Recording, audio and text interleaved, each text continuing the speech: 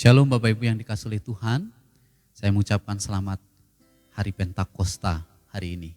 Sebelum kita mendengarkan firman Tuhan, mari kita berdoa. Bapa kami di surga, biarlah pemberitaan firman Tuhan hari ini boleh didengar di rumah-rumah, dimanapun jemaat-Mu tinggal. Jemaat-Mu sama-sama hari ini mengikuti ibadah secara online Tuhan. Kami percaya setiap pemberitaan firman Tuhan menjadi rema dalam kehidupan mereka dan dapat dilakukan Tuhan dalam kehidupan kami sehari-hari. Jamah mulut bibir hamba-Mu untuk memperkatakan perkataan yang benar di dalam Yesus Kristus. Kami serahkan Tuhan pemberitaan firman Tuhan hari ini. Di dalam nama Yesus kami berdoa. Amin. Mari kita bersama-sama memperhatikan firman Tuhan dari Kisah Para Rasul pasal 2 ayat 1 sampai ayat yang keempat. Ketika tiba hari Pentakosta, semua orang percaya berkumpul di satu tempat. Tiba-tiba turunlah dari langit suatu bunyi seperti tiupan angin keras yang memenuhi seluruh rumah di mana mereka duduk.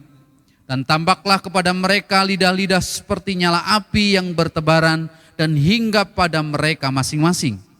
Maka penuhlah mereka dengan Roh Kudus, lalu mereka mulai berkata-kata dalam bahasa-bahasa lain, seperti yang diberikan oleh Roh itu kepada mereka untuk mengatakannya. Pentakosta adalah hari yang penting, baik dalam perjanjian lama ataupun perjanjian baru. Pentakosta sebenarnya merupakan kata Yunani yang merujuk pada sebuah festival yang dikenal dalam perjanjian lama sebagai hari raya 7 minggu.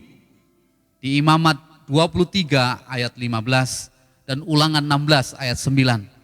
Kata Pentakosta secara harfiah berarti 50 yang merujuk pada 50 hari yang telah berlalu sejak persembahan Paskah. Pentakosta dalam Alkitab selalu dirayakan meriah, penuh sukacita, di mana orang-orang yang di perantauan kembali ke Yerusalem, kembali merayakan, memberikan persembahan di rumah Tuhan di Yerusalem. Seperti yang terjadi di Kisah Para Rasul 2 ayat 5 sampai ayat yang ke-11. Ayat 5 saya mau bacakan. Waktu itu di Yerusalem diam orang-orang Yahudi yang saleh dari segala bangsa di bawah kolong langit.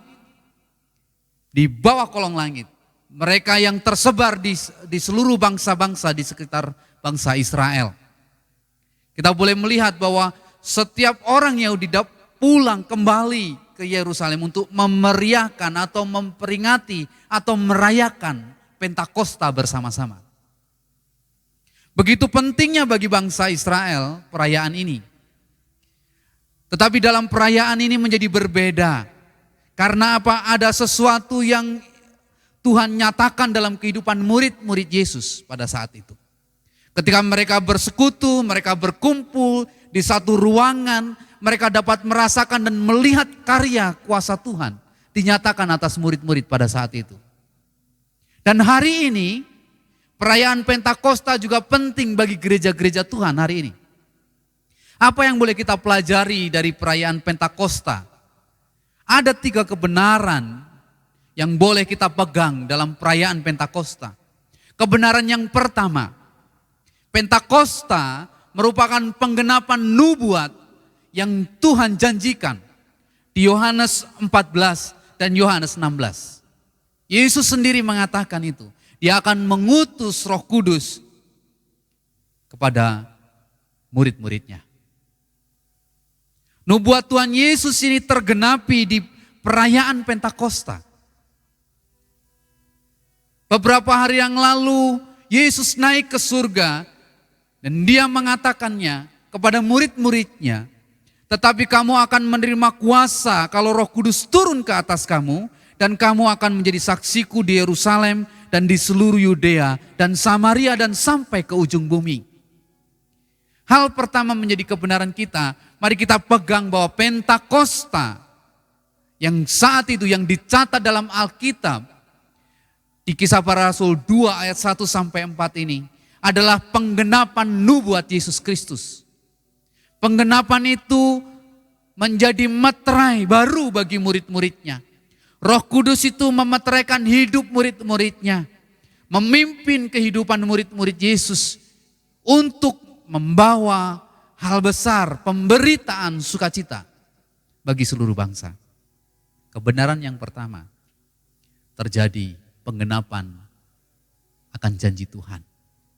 Apa yang Yesus janjikan di Yohanes 14 dan Yohanes 16. Itu digenapi Yesus Kristus. Itu kebenaran yang pertama.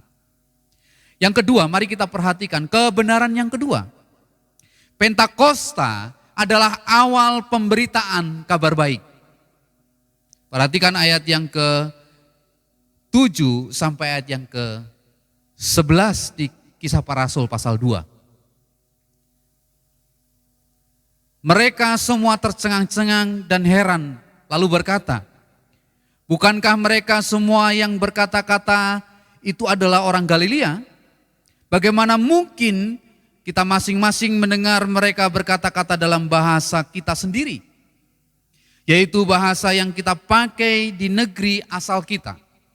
Kita orang Partia, Media, Elam, penduduk Mesopotamia, Yudea dan Kapadokia, Pontus dan Asia, Frigia dan Pamfilia, Mesir dan daerah-daerah Libya yang berdekatan dengan Kirene, pendatang-pendatang dari Roma, baik orang Yahudi maupun penganut agama Yahudi, orang Kreta dan orang Arab, kita mendengar mereka berkata-kata dalam bahasa kita sendiri tentang perbuatan-perbuatan besar yang dilakukan Allah.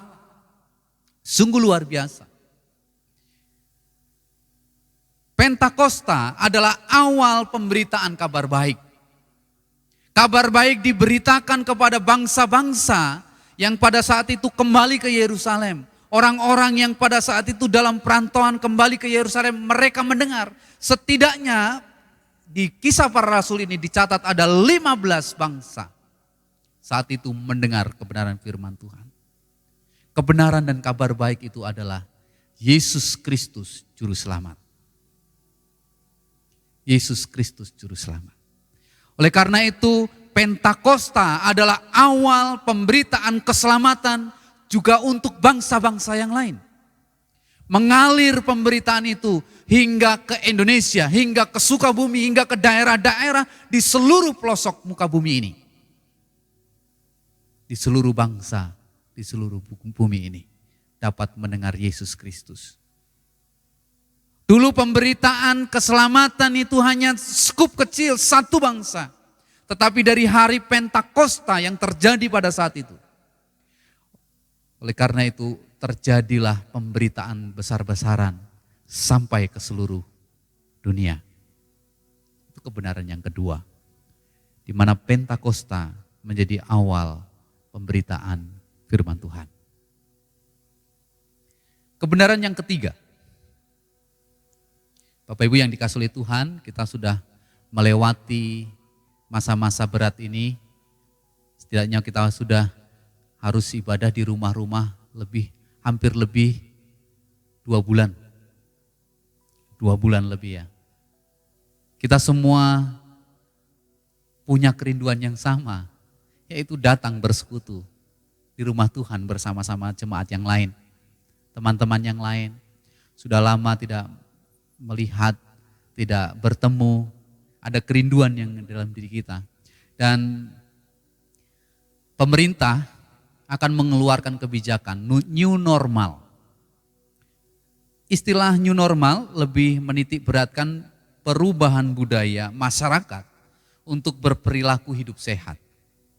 Ada batasan, akan dibuka PSBB dan kita akan menjalani kehidupan secara normal, tetapi ada batasan-batasan untuk kita bisa jaga. Kita harus hidup sehat, makan makanan sehat, minum vitamin, pakai masker, cuci tangan. Ya. Ada etika-etika baru yang harus kita ikuti, protokol-protokol baru yang harus kita ikuti. Karena apa? Karena kita tidak mungkin PSBB sepanjang masa sampai COVID-19 ini berlalu dan habis. Kalau kita boleh tahu dari beberapa media massa mengatakan bahwa COVID-19 tidak akan hilang dari muka bumi ini. Kalau demikian, kita juga bisa melihat penyakit-penyakit yang lain tidak hilang dari muka bumi ini. Penderitaan-penderitaan masih ada saja di sekitar kehidupan kita. Artinya kita harus mengalami satu kehidupan yang baru, perubahan yang mau tidak mau kita harus jalani. Pandemik ini harus disikapi dengan sikap yang siap menjalani kehidupan yang baru, era yang baru. Pentakosta, perhatikan Pentakosta ini. Ada sesuatu yang baru yang Tuhan nyatakan dalam kehidupan murid-muridnya. Kalau dulu mereka sebelum Pentakosta terjadi, hanya beberapa hari yang lewat, mereka dalam ketakutan, disisihkan, disingkirkan dalam penderitaan mereka, dalam rasa gentar mereka. Tetapi di hari Pentakosta itu ada era yang baru, ada kehidupan yang baru. Mereka hidup dalam kekuatan Tuhan. Pentakosta, hal yang ketiga adalah tanda kehidupan dipimpin oleh Roh Kudus. Era yang baru. Pentakosta menunjukkan kepada kita, murid-muridnya memiliki semangat yang baru, kekuatan yang baru, keberanian yang baru untuk berkata-kata siapa Yesus Kristus sesungguhnya. Demikian juga kita hari ini. Pentakosta hari ini adalah Pentakosta menjadi tanda dalam kehidupan kita untuk mau hidup dipimpin oleh Tuhan. Tidak hanya new normal saja kita jalani, tetapi mari kita nikmati perayaan Pentakosta ini menjadi tanda bagi saya dan saudara masuk dalam kehidupan yang dipimpin oleh Roh Kudus. Saudara dan saya menyaksikan nubuat Tuhan dikenapi di Kisah Para Rasul 2 ayat 1 sampai 4 ini. Untuk apa? Untuk saya dan saudara murid-murid Tuhan saat itu menjadi saksi kabar sukacita Yesus Kristus Juru Selamat. Saya dan saudara sudah digenapi karya Roh Kudus dalam kehidupan kita. Roh Kudus saat hari ini berdiam diri dalam kehidupan kita. Supaya saya dan saudara dimampukan menjadi saksi Tuhan. Membawa kabar sukacita, membawa kabar keselamatan. Membawa kabar baik Tuhan Yesus Juru Selamat kepada semua orang, semua bangsa. Kalau hari ini ada di rumah kita, anak-anak, pasangan yang belum percaya kepada Tuhan, sampaikan kepada mereka kabar baik itu, Tuhan Yesus Juru Selamat. Untuk masuk kepada era yang baru, yaitu era di mana kita hidup bersama dengan pimpinan Roh Kudus. Seperti yang terjadi, dialami oleh Petrus. Era barunya seperti apa? Perhatikan pasal 2 ayat, Kisah Para Rasul pasal 2 ayat 17 sampai 21. Aku akan terjadi pada hari-hari terakhir, demikianlah firman Allah. Bahwa aku akan mencurahkan rohku ke atas semua manusia. Maka anak-anakmu laki-laki dan perempuan akan bernubuat. Dan teruna-terunamu akan mendapat penglihatan-penglihatan. Dan orang-orangmu yang tua akan mendapat mimpi. Juga ke atas hamba-hambaku laki-laki dan perempuan akan kucurahkan rohku pada hari-hari itu. Dan mereka akan bernubuat. Dan aku akan mengadakan mujizat-mujizat di atas, di langit. Dan tanda-tanda di bawah, di bumi. Darah dan api dan gumpalan-gumpalan asap.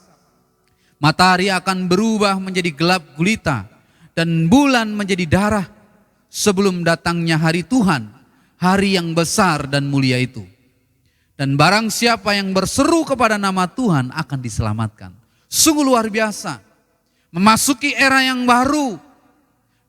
Adalah era diperdamaikan dengan Tuhan, hidup dipimpin Tuhan.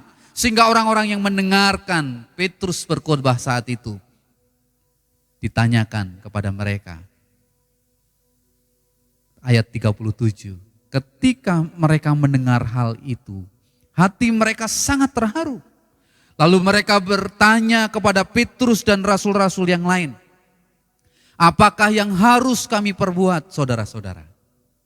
Jawab Petrus kepada mereka, bertobatlah dan hendaklah kamu masing-masing memberi dirimu dibaptis dalam nama Yesus Kristus untuk pengampunan dosamu. Maka kamu akan menerima karunia Roh Kudus. Sungguh luar biasa. Saudara dimeteraikan oleh Roh Kudus, menjadi saksi Tuhan, dan menikmati era baru di mana hidup dipimpin oleh Roh Kudus. Kehidupan yang dipimpin oleh Roh Kudus itu terpancar, terlihat dari kehidupan kita hari lepas hari. Seperti yang dilakukan oleh orang-orang yang sudah percaya dan menerima diri dibaptis, diperdamaikan dengan Tuhan. Di Kisah Para Rasul 2 ayat 41 sampai 47 adalah satu kehidupan yang dipimpin Roh Kudus, perubahan, era yang baru yang terjadi pada saat itu. Orang-orang yang menerima perkataannya itu memberi diri dibaptis, dan pada hari itu jumlah mereka bertambah kira-kira 3.000 jiwa. Mereka bertekun dalam pengajaran rasul-rasul dan dalam persekutuan, dan mereka selalu berkumpul untuk memecahkan roti dan berdoa. Ada sesuatu yang baru yang terlihat dalam kehidupan orang-orang yang dipimpin oleh Roh Kudus, yaitu kehidupan yang seturut sesuai dengan Tuhan, dengan pimpinan Roh Kudus.